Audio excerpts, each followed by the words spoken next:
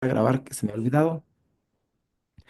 Bien, entonces para esta sesión, que es nuestra quinta clase en general, vamos a hacer algunos tips que nos pueden ayudar a organizar mejor los códigos cuando estamos trabajando en un proyecto, sea en la plataforma que estemos utilizando. No va a ser eso de gran importancia. Es una forma de poder estructurar los proyectos, es decir, en qué archivos los puedo estructurar y que me quede más organizado lo que estoy haciendo. Es decir, el tips con el que vamos a comenzar ahorita no pertenece a los conceptos fundamentales que nos van a enseñar a programar, solamente a organizar el código, a organizar el problema en términos de código. Vuelvo a repetir, recuerden que la producción algorítmica es la que es vital en este caso, pero debemos dotarnos de ciertos detalles que tienen que ver con el orden que le demos al código que tengamos en disposición. Entonces, voy a hacer esto. Luego podemos hacer una dinámica de algunas preguntas que se tengan de la práctica pasada e iniciamos entonces con dos temas nuevos fundamentales que estaríamos viendo el día de hoy. A ver, ya les comparto. Voy a utilizar de ejemplo el código de uno de ustedes. Mm, Déjenme por acá el último código que abrí. No recuerdo si es el de Juan Pablo, me parece que sí, porque es para la organización, ¿vale? Entonces no tiene que ver con hablar del código como tal. Ok, entonces,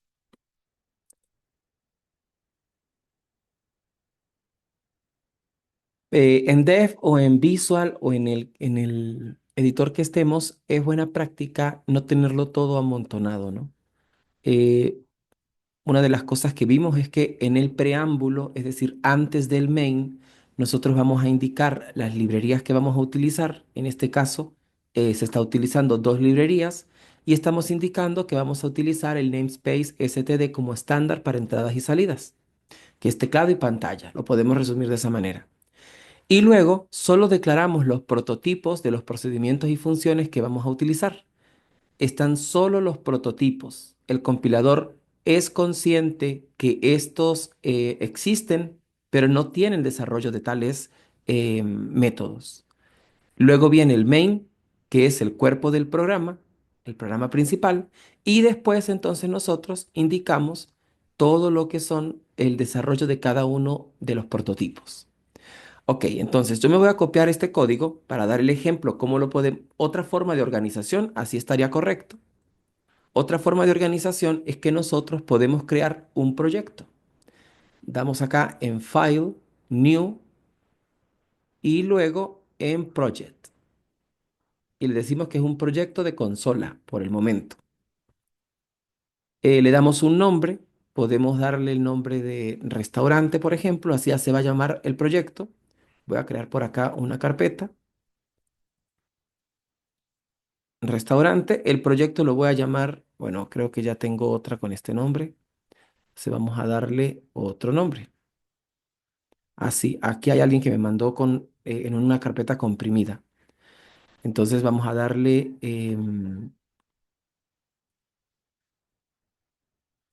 New Restaurante.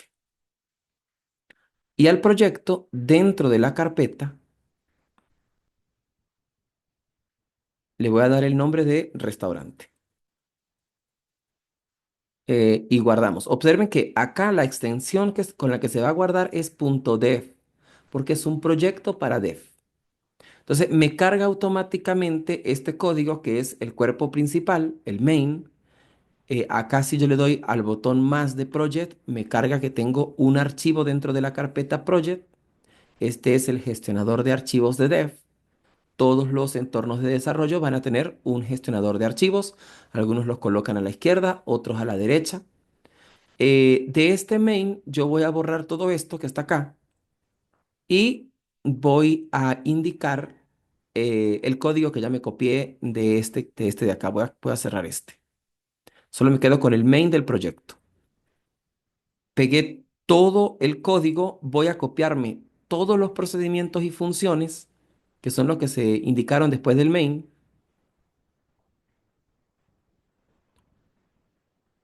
Ok, bienvenida, por acá está el main. Me va a copiar todo esto. O sea, me copio hasta antes del main. Lo quito, control X, para que me quede solo el main en esta zona.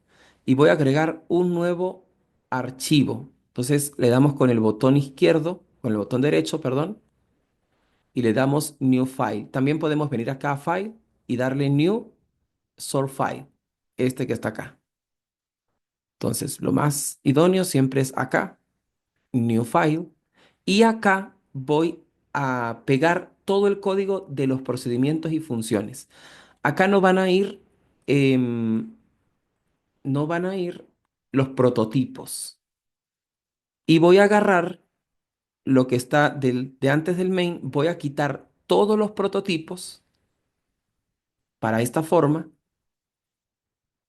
Y estas tres líneas las voy a quitar también, control X para cortarlas, y las voy a agregar al principio de este código. Es decir, el nuevo archivo que estoy creando en general va a contener las dos librerías que cargué, el Using Space std y todo el desarrollo de los procedimientos y funciones que estoy elaborando. Voy a guardarlo. Entonces, control S, aquí me aseguro que esté dentro de New Restaurante, que es la carpeta que quiero, y le voy a dar un nombre. Por ejemplo, voy a indicarle mi librería, porque estoy construyendo una librería. ¿Ok? Pero la terminación de la librería para este ejemplo no va a ser .cpp, sino .hpp. ¿Qué significa esta H? Significa header en inglés, que en español sería cabecera o, vamos a decirlo como un sinónimo para este caso, librería. Es una librería donde se van a contener todos y cada uno de los métodos que voy a utilizar. ¿Ok? Guardamos y nos vamos al main. En el main entonces solo estaría lo que teníamos de desarrollo general y al principio debo cargar mi librería. Es decir, voy a indicar numeral include y entre comillas dobles, no lo voy a indicar entre paréntesis angulares como lo hacía antes, porque es una librería que yo construí. Entonces lo voy a indicar acá entre comillas dobles, como si fuese un texto. Y ahí voy a escribir exactamente el nombre que yo di, mi librería, .hpp.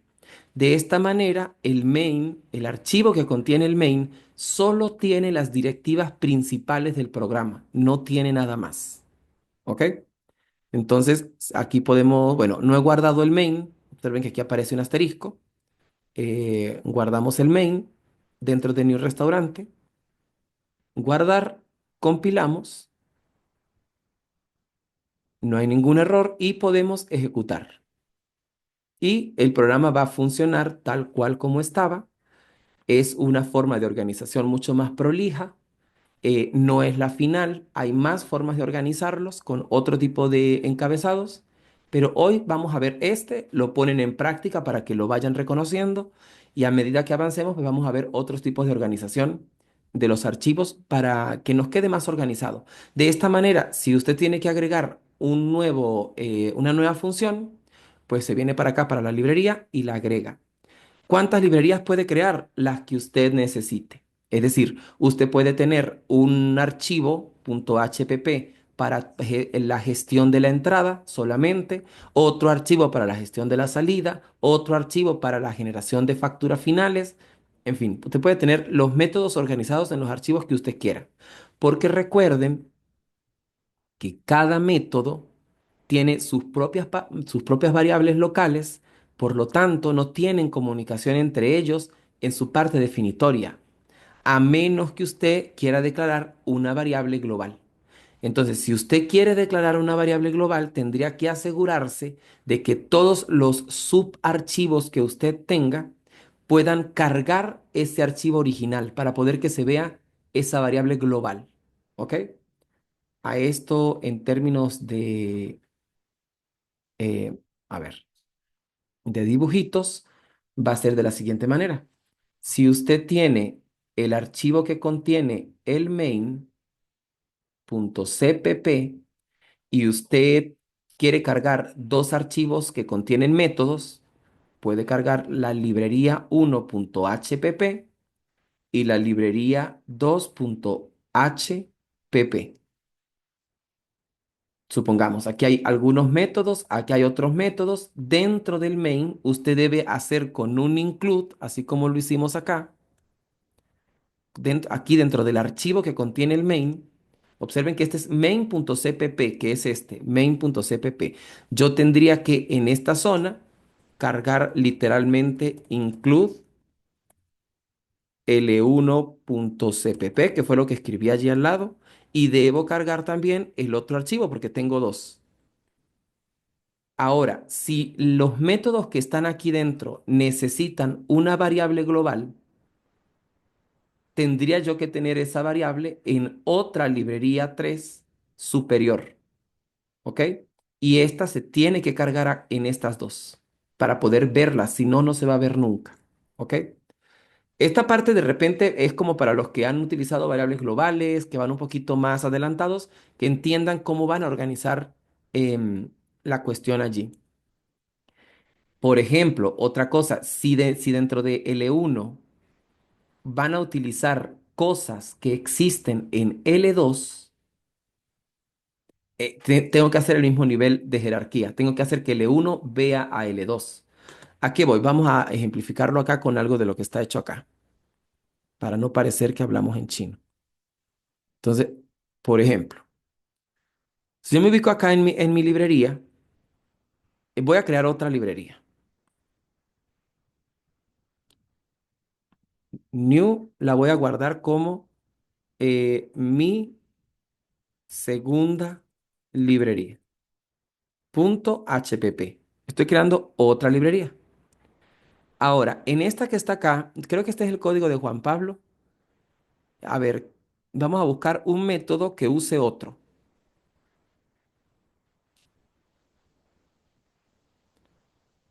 ¿Tienes algún método que use otro, Juan Pablo, si es tu código? Ah, bueno, acá, confirmar opción. ¿Sí? Observen que acá se tiene gestionar entrada, es un método que dentro de él usa mostrar entrada y usa también confirmar opción, ¿no? Entonces, vamos a por aquí a buscar esta que está acá. Ya va. Mostrar entrada. ¿Dónde está mostrar entrada? Aquí está confirmar opción, que es uno de los que tiene.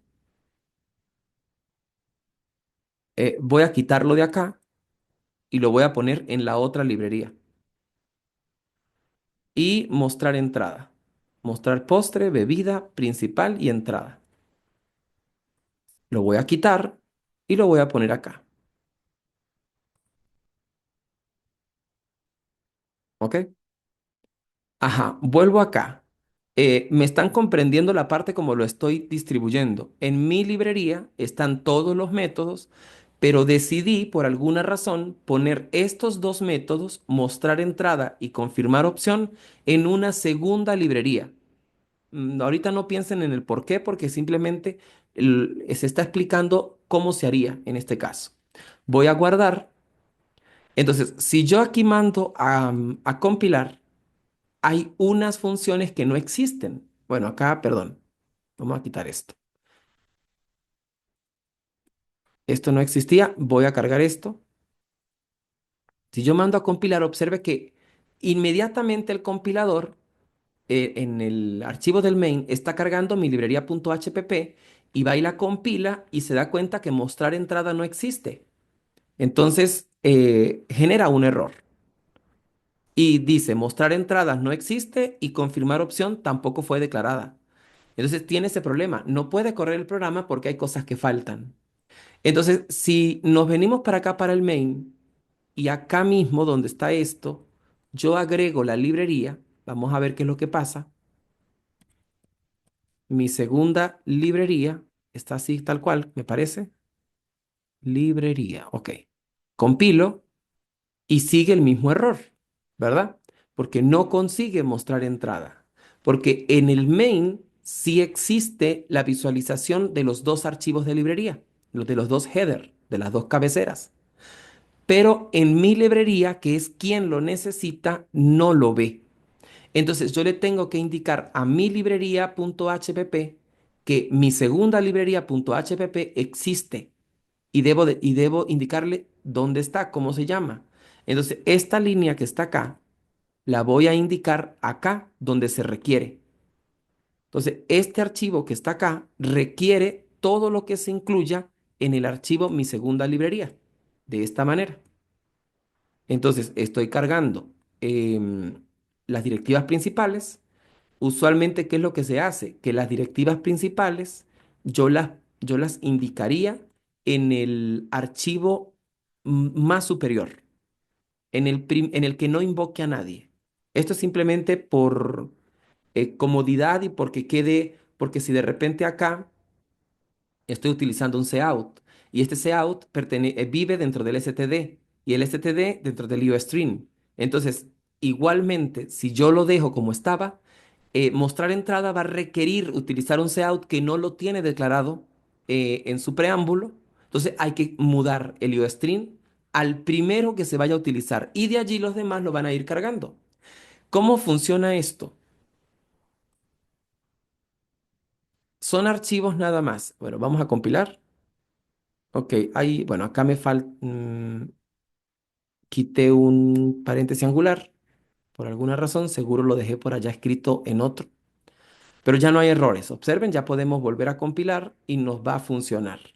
Lo que ocurre literalmente en esta estructura, muchachos, es que el compilador crea un único archivo donde al archivo que va a ejecutar, digamos, un main.o, un main.execute, el archivo que va a generar la aplicación, carga en su preámbulo, es decir, sustituye esta línea por todo lo que está en mi librería.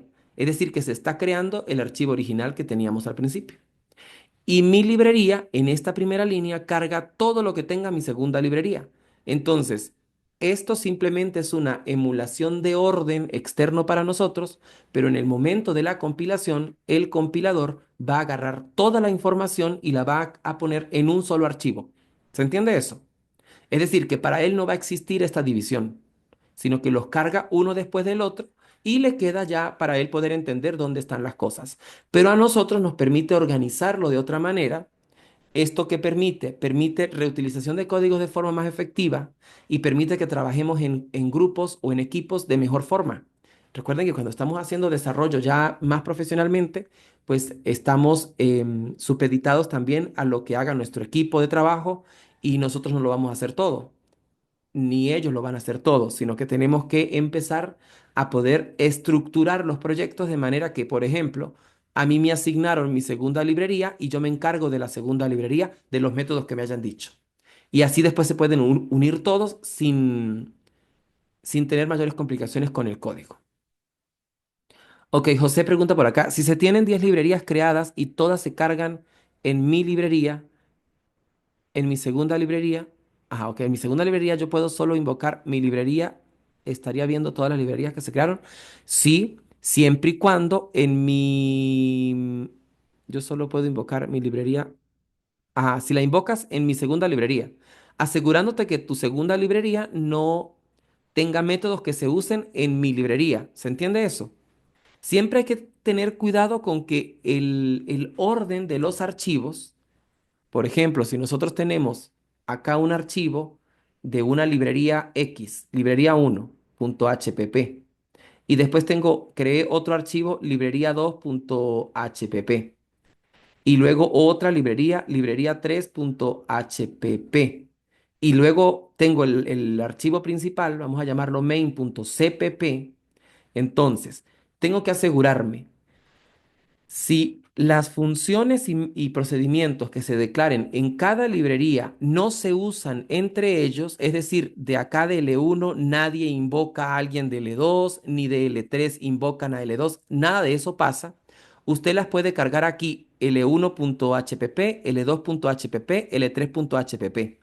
Pero si alguno de los métodos de L3 invoca a un método de L2, entonces L2 tiene que ser cargada en el archivo de L3, ¿ok?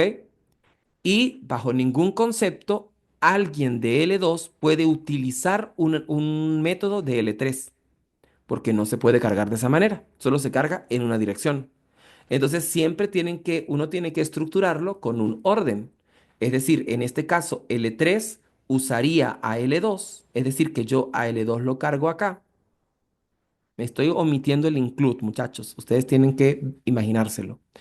L2 cargaría a L1, es decir, que aquí yo voy a cargar a L1.hpp. Y L1, como no cargaría a nadie, porque ya no hay nadie más superior a él es quien va a cargar al IOStream y va a cargar el STD y toda la cuestión que utilicemos para el proyecto en general. ¿Se entiende eso? Esto es algo técnico. De hecho, por el momento sería opcional la distribución para hacerla de esta manera. Sin embargo, no es tan complicado como de repente puede escucharse, porque recuerden también que lo estoy haciendo a partir de un código que ya existe, ¿no? No lo estamos. A partir de ahora, yo lo voy a ir haciendo desde el código que vamos a crear. Entonces, va a ser más obvio lo que vamos a hacer en este caso. Em, ok, entonces dice José, ok, de esta manera todas tendrían lo que se invocó en L1, exacto. L2 tiene L1 y L3 tiene L2 y L1, por invocar a L2 que tiene L1, aunque suene un poco a trabalenguas. O sea, el IOStream, perfecto. Ajá. Ahora, ¿qué pasa? Que cuando ustedes en el main, por ejemplo, ya con la invocación que hicimos, ¿no? L3 tiene a L2 y L2 tiene a L1. Cuando en el main yo cargo a L3.hpp, ¿sí? Em, el main, el archivo del main, tiene todo el conocimiento de L3, de L2 y de L1, porque los va cargando sucesivamente, ¿ok? Si en el main ustedes solamente cargan L1, entonces no pueden pretender en el main hacer invocaciones a métodos de L2 y L3 porque no existen para el main. Así usted los haya hecho perfectamente. Ajá, Carlos. Profe, cuando usted dice que la carga de esos archivos tiene que ser sucesivamente, pues quiere decir que si hay métodos, por ejemplo, en L, por dar un ejemplo, en L2 que utilicen L3 y en L3 que utilicen L2, no se pueden cargar diferentemente. No, para ya esos casos son casos excepcionales, em, incluso recursivos, ¿ok? Pudiesen ser Ok. recursivos. Entonces ya eso es otra historia y tendrían que ir en la misma librería. No podrían ir en diferentes librerías. ¿Ok? O sea, sería como organizarlos para que todos los de L2 estén en L2. Exactamente, exactamente. Hay Ya. que organizar, la solución del problema debe estar organizada en términos jerárquicos también. Si al principio es muy común que uno solo utilice una sola librería, para no enrollarse mucho, ahí escribe todos los prototipos, perdón, todos los contenidos de mis prototipos, o sea, todo el desarrollo y ya. Y poco a poco ustedes van a ir viendo que es necesario tener más librerías para organizar mejor el problema que hay, ¿ok? Porque ya, por ejemplo, en este caso, cuando tenemos la información de mi librería, ya tenemos un archivo que tiene 277 páginas y le quité dos métodos, ¿no? Entonces de repente ya usted dice, no, no, no, así no me sirve porque tardo mucho buscando, es mejor tenerlo organizado, como les había dicho, por ejemplo, en vez de L1 voy a tener yo toda la gestión de mensajes de bienvenida y solo mensajes que yo mande a imprimir que no hagan nada más, sino que sean procesos. Puedo tener una librería de procesos, nada más. Puedo tener una librería de funciones, otra librería de funciones para impresión en pantalla. En fin, puede gestionarse como ustedes quieran. No hay una forma, no hay un manual que diga es de esta manera. Ustedes mismos crean la estructura y el orden que ustedes crean conveniente para las librerías que utilicen. ¿Ok? Entonces, eso lo vamos a ir construyendo a partir de ahora. Yo voy a ir trabajando con librerías, o sea, construyendo nuestras propias librerías. Y ustedes pues lo van a ir replicando. Ahorita simplemente les estoy indicando cómo lo haríamos para el programa del restaurante, porque vamos a cambiar de paradigma. Entonces, ya no vamos a hacer programas como estábamos haciendo el del restaurante, sino de otra forma. Por eso es importante que completen el restaurante completo y a cabalidad para que puedan precisar cuál es este paradigma. En Visual igual, vas a crear un proyecto de consola y lo vas a montar tal cual. Vamos a ver si nos da chance. Hoy mismo, al final, haría una versión para Visual y si no, ya en la siguiente clase iniciamos con Visual. Los que se vayan a quedar con Dev C++ continúan en Dev C++ normal y yo ya empezaría a gestionar con Visual Studio. Ok, entonces, en parte este era lo que había que hacer para hoy. Aquí hay algunas, bueno, este es un código, me parece de Juan Pablo, repito, no estoy seguro porque usualmente cuando entreguen los códigos, muchachos, acá de una vez en comentarios ponen sus datos, ¿no? Ponen para de una vez cuando uno abre el código sabe a quién le pertenece, nombre, cédula, y así no hay pérdida de ninguna manera. O en el nombre también, a veces en el nombre uno suele ponerle los datos para que se sepa a quién pertenece el código en el momento de una corrección. Sin embargo, ahorita no hay problema, solamente es una acotación para que se use en el futuro. Bien, entonces, como les estaba comentando, muchachos, el paradigma modular, este que acabamos de ver en todas estas semanas, consiste básicamente en que tenemos un problema y este problema nosotros lo vamos a picar en subproblemas que sean más fáciles de solucionar y nos vamos a dedicar a cada módulo por separado. Observen que el problema del restaurante es muy complejo para escribirlo todo en el main, ¿ok? Es mucho más fácil separarlo por procesos. Por ejemplo, dar la bienvenida es un problema, es un subproblema bastante elemental. Mostrar principal es un problema que no tiene que ver con la bienvenida, pero que juntos van a ir armando la solución del problema. Y así se puede dividir en tantos procesos como a usted le convenga o como usted lo disponga. ¿Ok? Por acá, por ejemplo, esta parte está correcta. Vamos a ver por acá, por encima, que pudiera... Es importante tener la indentación correcta, así como la está manejando este código.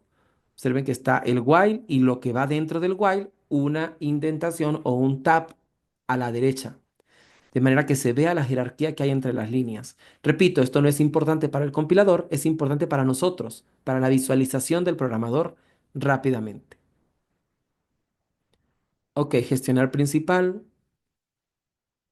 Sí, por encima está correcto. Ya este programa lo corrí varias veces. Ok, gestionar. Ok, bien. Entonces, hasta acá vamos bien. Ahora, vamos a adentrarnos en un nuevo paradigma que es el paradigma orientado por objetos, que es una forma diferente de hacer las cosas. ¿Ok? Y este paradigma dentro utiliza la modularidad de una manera muy específica. Es decir, para poder aprender orientación por objetos, debemos tener conocimientos sólidos de modularidad. No necesariamente de los pases de parámetro, que hay que saberlo, esto hay chance todavía para que vayan digiriéndolo y comprendiéndolo, pero la orientación por objeto, a diferencia de la programación modular que describe el problema, observen que cuando nosotros acá construimos la solución inicial para el restaurante, lo que hacíamos era describir el problema. Primer paso, mostrar, dar la bienvenida. Segundo paso, pedir el nombre. Tercer paso, mostrar la carta. Cuarto paso, solicitar qué quiere. Quinto paso, generarle la factura, por resumirlo. Pero estoy describiendo el problema, lo que ocurre para dar solución a ese problema. Eso es modularidad. La orientación por objetos, en cambio, no describe el problema, sino que diseña los entes que van a participar en la solución. ¿Ok? ¿A qué me refiero con esto? No, ya nos vamos a salir del restaurante, pero como última cita, en el restaurante hay ciertos objetos o entes que tienen interacción. Por ejemplo, el mesonero, el cajero o el dueño, vamos a poner, y el comensal. Ahí hay tres objetos o tres entes que tienen interacción. Entonces, en la orientación por objetos, yo no voy a describir el problema, sino que voy a diseñar los entes. Voy a diseñar al mesonero como un tipo de dato, ¿ok? Es decir, que yo puedo crear después mesoneros a voluntad. Voy a diseñar al comensal. Este pudiera ser discutible, pero voy a dejarlo así. Voy a diseñar al cajero o al dueño. Incluso puedo tener más objetos allí. El mismo restaurante es un objeto porque están dentro del restaurante. Quizá las mesas, si voy a tener algún tipo, pudiera tener yo algún tipo de mesa digital en el que se le ofrezca la carta a través de la mesa y con algunos toques elige. Entonces, el mesonero simplemente es para ayudar a la parte de instrucción al comensal en caso de que lo necesite. Entonces, es cuestión de visualizar el mundo de manera diferente. Cuando nosotros hablamos de objetos en programación, surgen dos conceptos fundamentales, ¿ok? Que son los objetos y las clases como tal. Cuando nosotros estamos diseñando objetos, necesitamos moldes. Y así funciona, muchachos, la vida real. Nosotros, por ejemplo, nosotros como humanos somos entes, somos objetos, somos personas. De hecho, somos del tipo persona, somos del tipo humano.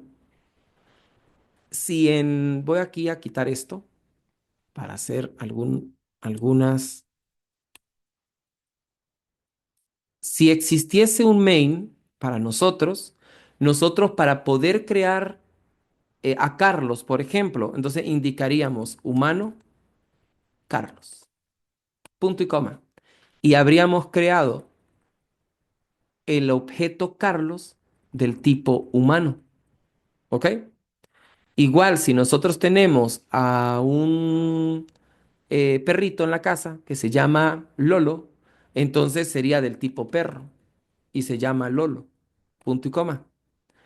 Es análogo a crear un entero, muchachos. Un entero se crearía indicando el tipo, un int, y le doy el nombre de n, punto y coma. N es un entero. Lolo es un perro. Carlos es un humano. ¿Se entiende eso, muchachos? Ajá, Carlos. O sea, profe, que técnicamente ya ahora los identificadores, en vez de ser tipos de datos, van a ser clases. Ajá, aunque ahí O no son sea, los sí, identificadores. no, no Entiendo directamente tu. es un identificador, pero para que más o menos hacer referencia a lo que usted está explicando, que es la inicialización de una variable n, que utiliza un identificador, o sea, el tipo de datos, tal cual. O sea, ya no va a ser un tipo de datos, sino que ahora es Este la es el tipo de clase. dato. Es decir, Ajá, exactamente, a qué pertenece, pues a qué subgénero, a qué subgrupo, a qué ajá, prototipo, pues perfecto. digámoslo así. Y este es el identificador, Y ese ¿sí? es el identificador, correctamente. Ok, perfecto, porque lo dijiste como si fuese este, pero está bien. Entonces, este es el identificador y este es el tipo de dato. De hecho, es el tipo, ¿vale? ¿Va a ser una clase? Sí lo va a hacer, pero es un tipo de dato. Estamos diseñando un nuevo tipo de dato. Eso es lo que quiero que visualicen ahorita. De hecho, pueden verlo de más formas. Por ejemplo, si queremos crear a Venezuela, ¿él es de qué tipo? País, Venezuela es de qué tipo? un país, ¿no? Un país. Entonces voy a crear un país, Venezuela. Entonces, cada cosa que existe tiene un tipo, ¿ok? Pertenece a un tipo. No hay nada que no pertenezca a un tipo. Tiene que tener un tipo obligatoriamente. ¿Se entiende eso, muchachos? Observen que los objetos pueden ser tangibles o intangibles en la abstracción. ¿ok? Porque Venezuela en sí es una porción de tierra del planeta, ¿ok? Pero lo que lo hace un país no es precisamente la tierra, son otras cosas que son más abstractas, ¿bien? Entonces, observen, Venezuela es un país, Carlos es un humano, Lolo es un perro, aunque sería como más nombre de loro, pero bueno, N es un entero porque es un tipo de dato, así es como yo lo estoy creando en mi programa. Entonces, Carlos como objeto, pues va a poder hacer cosas. Carlos sabe cosas. Como humano, él sabe hablar, comer, nacer, morir, em, caminar, correr, en fin, hablar, gritar, susurrar, todo. Todos los verbos que tenemos, bueno, lo sabe hacer Carlos, ¿no? Esa es, claro, una abstracción muy ambiciosa. En general, pues esto lo precisamos muy bien a lo que necesitamos. Zoom nos va a sacar en cualquier momento. Vamos a tomar 15 minutos o 10 minutos y volvemos a ingresar para ya más formalmente hacerlo. Por acá dice Carlos, ajá, dice, todas las acciones podrían ser funciones. En efecto, para allá vamos, justamente, que ejecutaría Carlos como humano. Entonces, en la próxima parte vamos a abstraer nuestro primer objeto, ¿ok? Voy a presentarles una propuesta de problema, que es lo que vamos a simular, y lo vamos a empezar a abstraer. Vamos a construir el tipo de dato y vamos a instanciar los objetos para ver, para ya visualizarlos cómo es que se crean dentro de la RAM y ahora cómo va a ser el comportamiento, ¿ok? Bien, muchachos. Entonces,